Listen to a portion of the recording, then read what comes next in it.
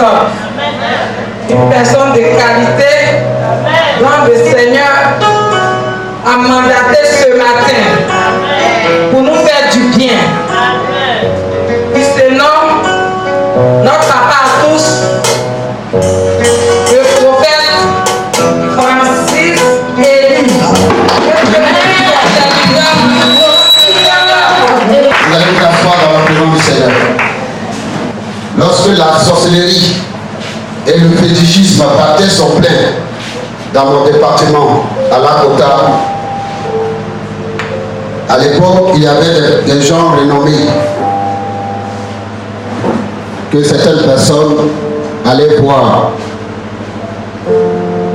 Et ces personnes étaient devenues comme des prêtres, des pasteurs, des prophètes. Et les gens les consultaient. À l'époque, j'étais au lycée de Ganoua. Mon grand frère était directeur de CNRA à Ganoua. Et pendant ce temps, l'évangile était complètement éteint. À Kata. Alléluia. Dans les années 90, j'étais à l'église baptiste Hébreu Mission du pasteur Dion Robert. Et on avait organisé une convention en 93 à Lakota. Alléluia. Et c'est à partir de là que le réveil spirituel a commencé dans nos départements. Alléluia. Et par la grâce de Dieu, le Seigneur a suscité d'éminents hommes de Dieu. Alléluia. Qui ont impacté notre département. Ce n'est pas le thème de ce jour. Alors, le thème de ce jour, c'est le pardon. Amen. Le pardon, seul gage de la restauration. Lorsque tu pardonnes à ton frère ou à ta soeur, en plus de pardonner à un frère, il faut le restaurer. Je vais vous expliquer, je vais vous donner des indicateurs qui vous permettront de mieux comprendre mon exposé. Est-ce que vous me suivez? Non seulement il faut pardonner à un frère qui nous a offensés, mais aussi le restaurer. Nous allons considérer la question du pardon. C'est quoi pardonner à un frère? C'est quoi?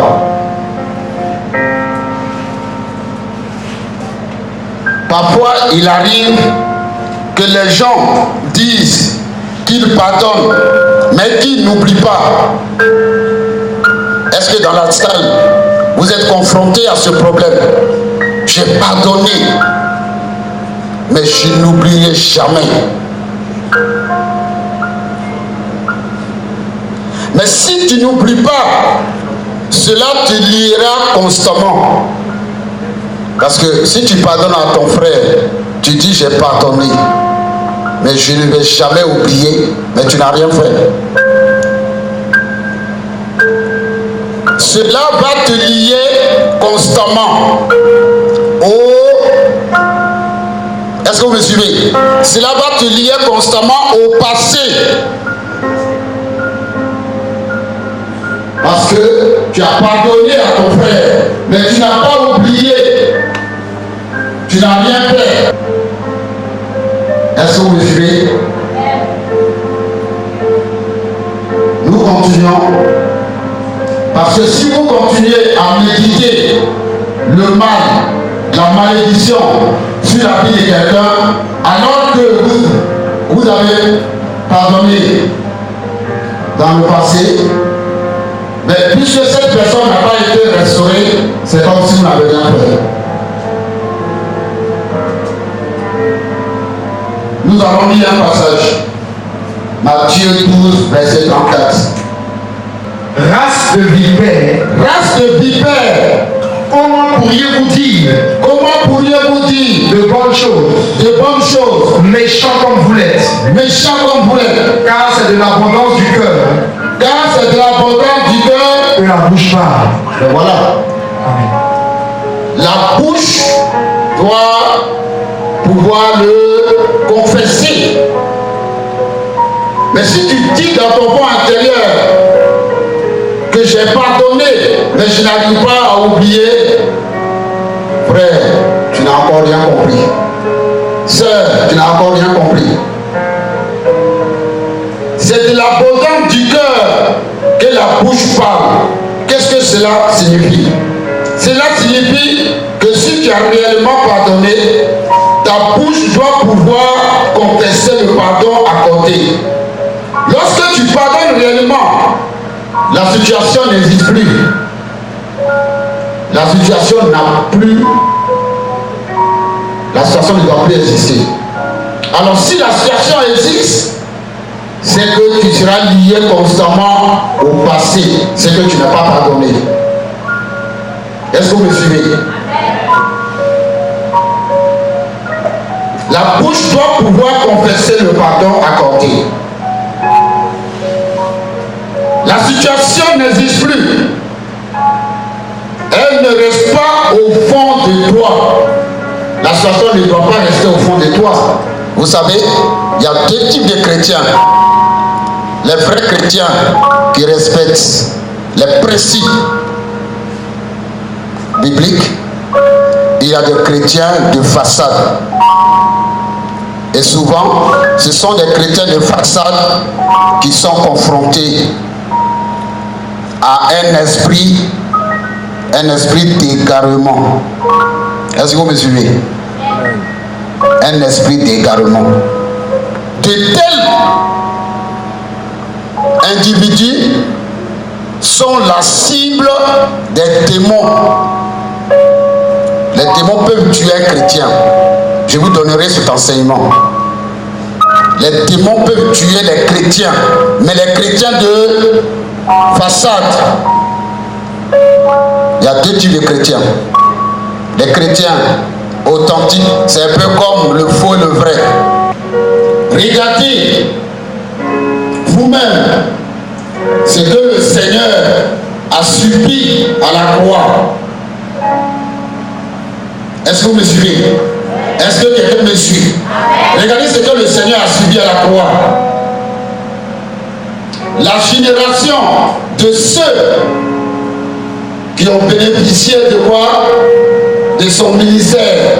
La génération de ceux qui ont bénéficié de son ministère l'ont crucifié à la croix.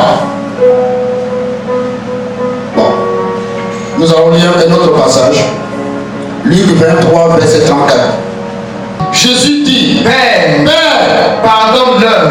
Attendez. Père, pardonne-leur, Car ils ne savent pas ce qu'ils font. est-ce que ceux qui crucifiaient Jésus étaient des enfants? Est-ce qu'ils étaient des enfants de 0 à 3 ans? Il y a plusieurs hypothèses à émettre. Plusieurs hypothèses. La première hypothèse, ils étaient certainement dans un état d'ivresse. Ils n'étaient pas conscients. La deuxième hypothèse, la maturité. Ils n'étaient pas mûrs. Parce qu'on peut être âgé et ne pas avoir des facultés de quelqu'un qui est mûr. Il y a des gens qui ont une défaillance liée à la carence. Il pose des actes comme un enfant. Il agit comme un enfant parce qu'il a une défaillance. Il a un problème dans son cerveau. On continue. Père, pardonne-leur car ils ne savent pas ce qu'ils font. Père, pardonne-leur car ils ne savent pas ce qu'ils font. Ils se partagèrent ses vêtements en tirant au sort. Voilà. Amen. Père, pardonne-leur.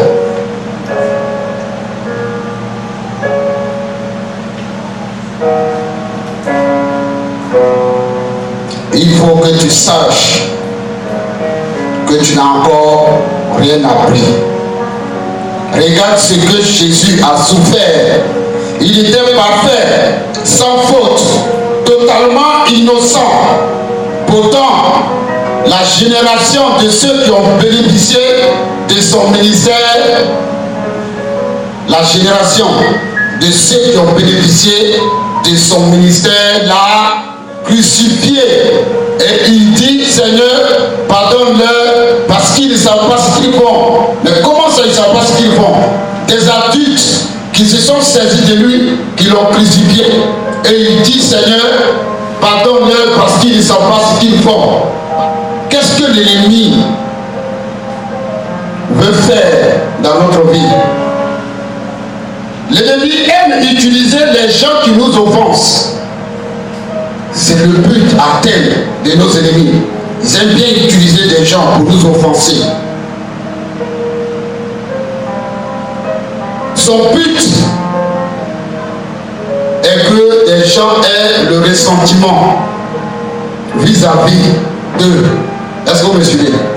Parce que le but de l'ennemi est qu'on ait le ressentiment vis-à-vis des personnes qui nous offensent.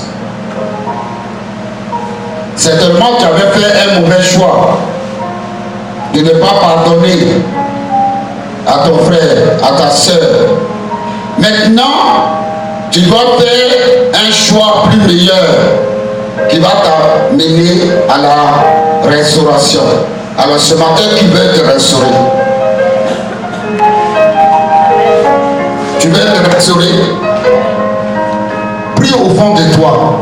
Et s'il y a des personnes que tu retiens captives à l'intérieur de toi, pardonne à ces personnes et libère-les. Et tu verras la grâce de Dieu se manifester dans ta vie. Alors, prie au fond de toi et demande à l'Esprit de Dieu de te donner la force de pardonner à ces personnes qui t'ont offensé. On va se lever, on va faire cette prière de confession ensemble.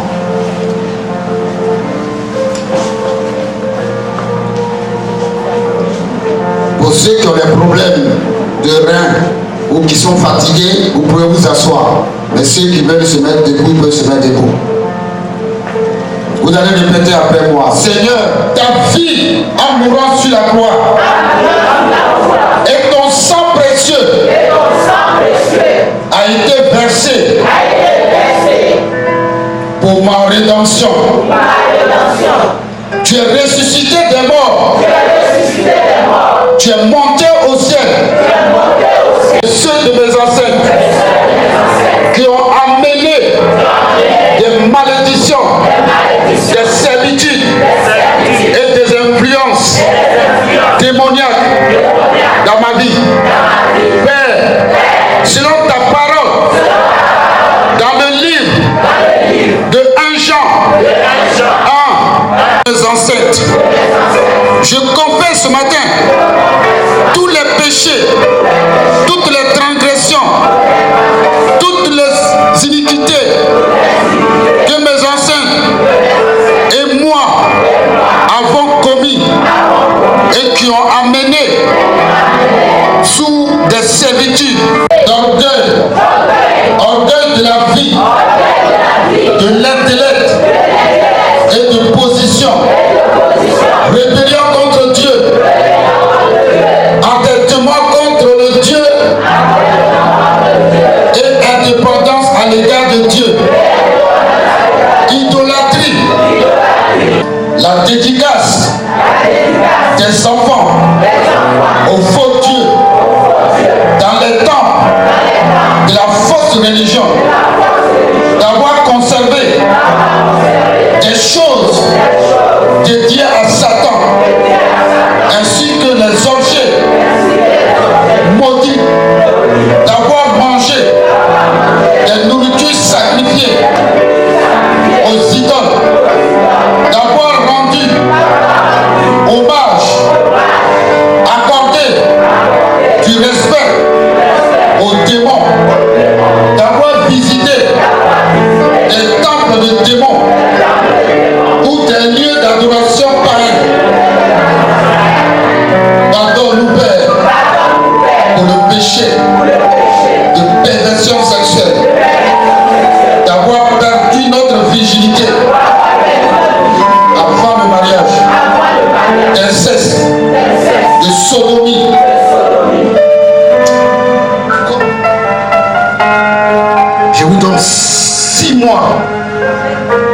vos affaires doivent prospérer. Je vous donne 6 mois. Lorsque vous serez loin, je vous donne 6 mois. Venez rendre témoignage de ce que le Seigneur va faire dans votre vie. 6 mois à compter de ce jour. Vous comptez 6 mois. Avant les 6 mois, vous allez rendre témoignage. Parce que votre groupe va déporter. Il y aura des opportunités que le Seigneur va créer. Et si j'ai laissé mes activités pour être ici, c'est parce que le Seigneur l'a voulu. Il y a un prix à payer en toutes choses. Si tu n'es pas capable de payer le prix, tu ne vas pas bénéficier de la grâce de Dieu. Si vous êtes là, pendant que vos amis sont dans les restaurants, dans les maquis, c'est un prix que vous êtes en train de payer. Et le Seigneur n'oubliera pas cela. Il va se saisir de votre présence et va vous bénir.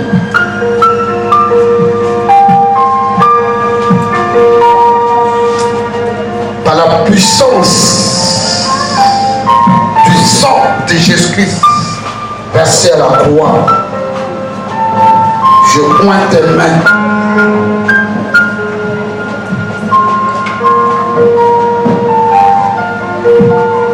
Que les opportunités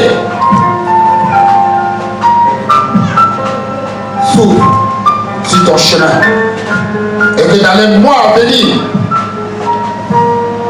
tu rends témoignage de la puissance du nom de Jésus-Christ Nazareth. Parce que dans le sang de Jésus, il y a son esprit. Dans le sang de Jésus, il y a son corps. Dans le sang de Jésus, il y a son âme. Et par la puissance de son nom, tu vas moissonner.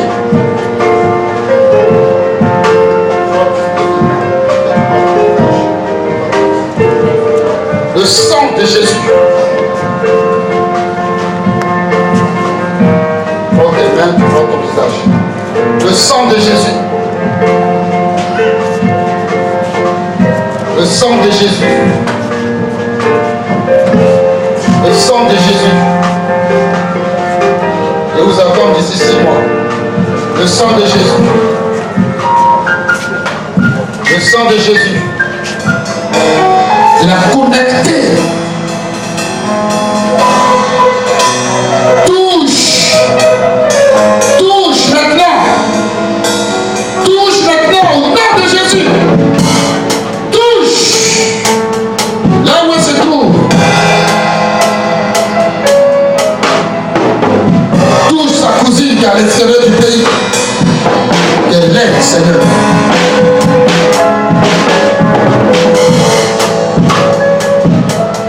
Où qu'elle se trouve, Seigneur. Qu'elle se souvienne. Qu'elle se souvienne, Seigneur. Que tu l'appelles. Où était ta vie, Seigneur. Tu appelles son esprit. Tu appelles son âme. Tu appelles son corps. De venir en aide. Et où vous êtes derrière. Elle est où c'est derrière. Où est-ce qu'elle est? Chaud.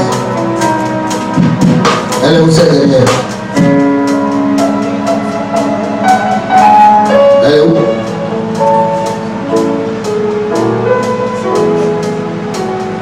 Tu n'as pas laissé ouvert. Tu dois chercher à te connecter. Tu dois chercher ces nouvelles. Tu dois avoir de ces nouvelles. Tu dois chercher. Parce que c'est une opportunité pour toi. Tu ne dois pas rester dans ton coin. Dieu, le Saint-Esprit va se saisir d'elle pour t'ouvrir les portes. Cherche à la rencontrer. Cherche à l'appeler. Est-ce que je me fais comprendre? Tu ne sais pas où elle est. Tu ne sais pas dans quelle prière. Mais elle est à l'extérieur. Elle n'est pas en Afrique. Elle est à l'Europe. Tu dois chercher à la rencontrer. Parce qu'elle va créer une opportunité pour toi. Le Seigneur me dit que cette femme va créer une opportunité pour toi.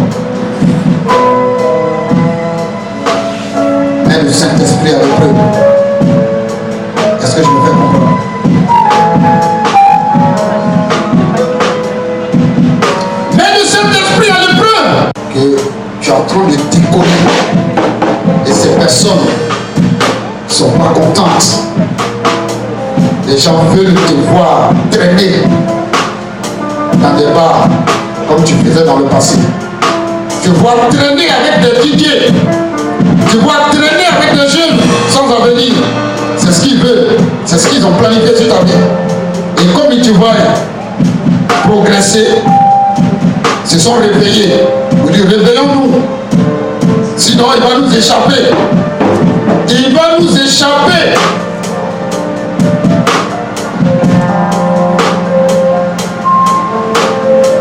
Est-ce que je peux avoir un verre? Un verre. Un verre, un verre, un verre.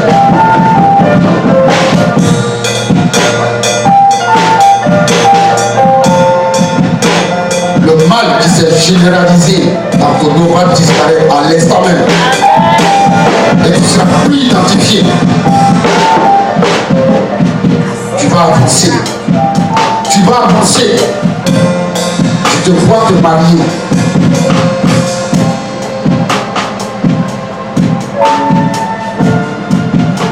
Au nom du Père, du Fils et du Saint-Esprit. Wow.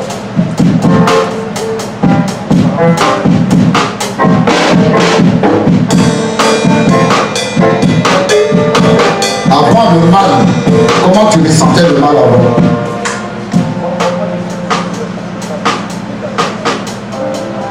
Ça vient de façon occasionnelle et ça disparaît. Tu ne verras plus jamais cela. C'est fini. C'est fini. Ils ont rendu ton sperme liquide. C'est un travail spirituel pour éviter que tu aies des enfants. Mais laisse-moi te dire que si demain tu te maries, tu auras des enfants. Tu auras des enfants. Alléluia.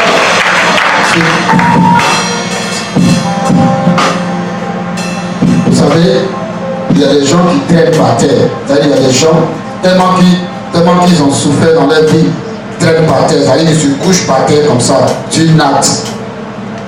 Ils se couchent sur une natte, ça, ils mettent la natte, puis ils mettent un pain, puis ils sont couchés, puis ils pleurent dans leur sommeil. Ils pleurent. Et lorsqu'ils étaient couchés, ils pleuraient. Le ciel, le Seigneur a ouvert le ciel. Il a vu la grâce de Dieu. Il peut témoigner. Il a vu la grâce de Dieu. Et il fera un bon époux. Celle qui va l'épouser, elle sera heureuse. Celle qui va épouser cet homme, elle sera heureuse, la femme la plus heureuse. Parce que c'est quelqu'un qui est pacifique. Il est sincère dans ses engagements. Il est sincère. Et je ne crois pas que celle derrière sera déçue de lui. Est-ce que quelqu'un me suit? Tu es guéri. Cette douleur a disparu. Ce mal a disparu. Personne ne comptera désormais ta vie. Tu vas te marier et tu présenteras ton enfant dans cette même église.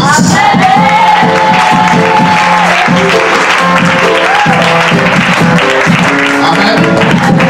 Je vois cet homme dans une belle maison. C'est quelqu'un qui aime les belles choses.